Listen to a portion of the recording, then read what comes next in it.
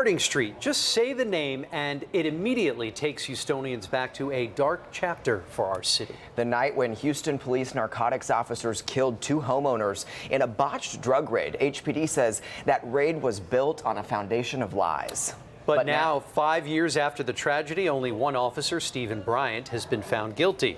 Bryant was partners with the man HPD says was the mastermind of it all, Gerald Goins, who has yet to be tried for the murders of Dennis Tuttle and Regina Nicholas. The city continues to fight the families in a civil lawsuit as Houstonians ask, where's the accountability? KPRC2 Investigates has been relentless with coverage from day one, and investigator Mario Diaz tells us where things stand 5 years later.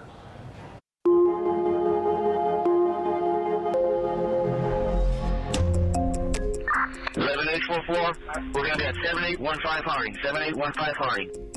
Narcotics activity was going on in that residence, specifically the sale of black tar heroin.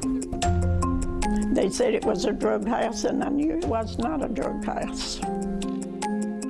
Well, multiple officers shot. It actually pisses me off. Do you view this as a black eye on the department? Oh, I believe that it is.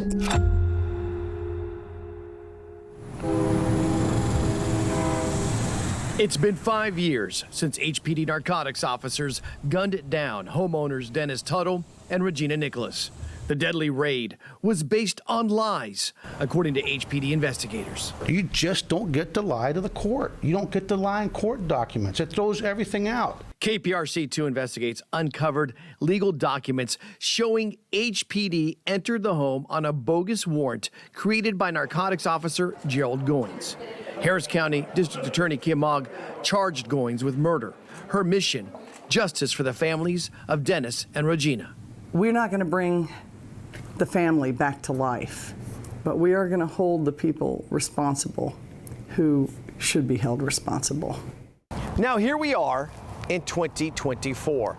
The home looks slightly different.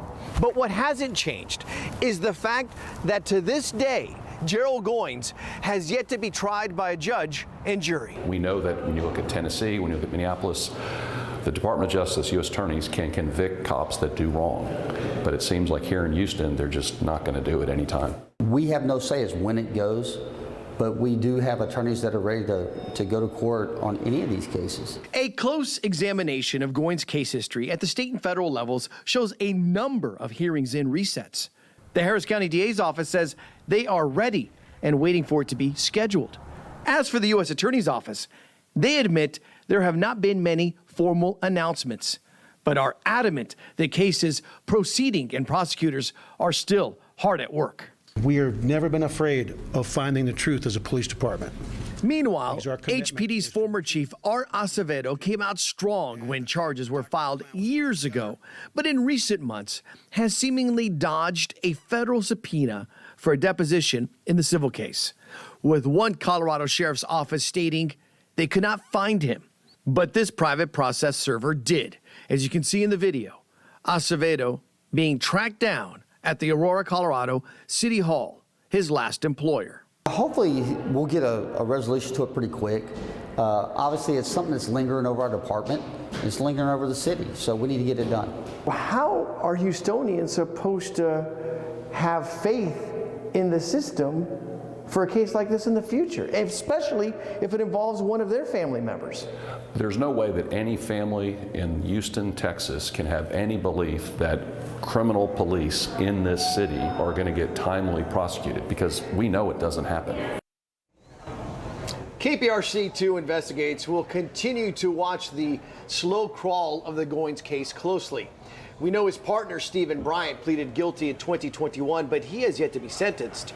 As for the other case alleging an overtime scam involving HPD officers who were at the raid, including some struck by gunfire, like Goins, none of those have gone to trial yet in state court.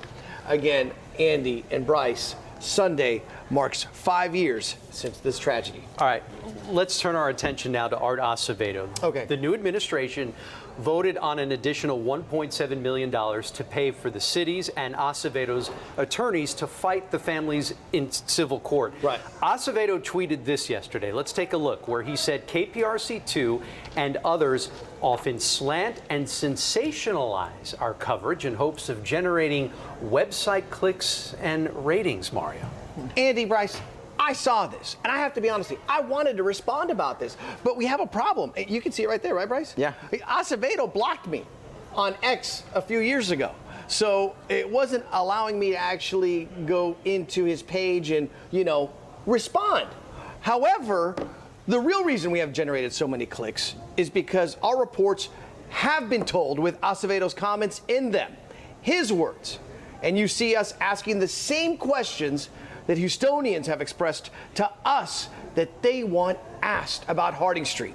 And let's be honest, there have been numerous stories involving Acevedo over the years. And since he brought up the issue of clicks, well, we have created a special page on click2houston.com highlighting numerous examples of Art in his own words, as well as what others have said about him, from Harding Street to his firing as a police chief in Miami.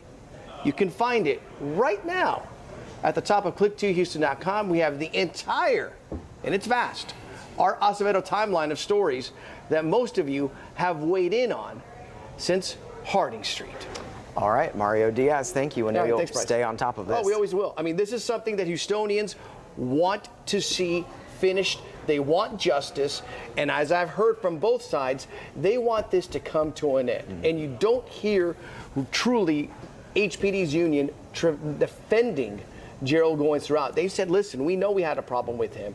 We want to get this resolved. You heard from the HPOU president in that report. This is something that, as he told me, it's a black eye on the department. The quest for answers continues. All right, thank you, Mario, guys. thank you. And if you have a story for KPRC2 Investigates, call the tip line at 713-223-TIPS or email investigates@kprc.com.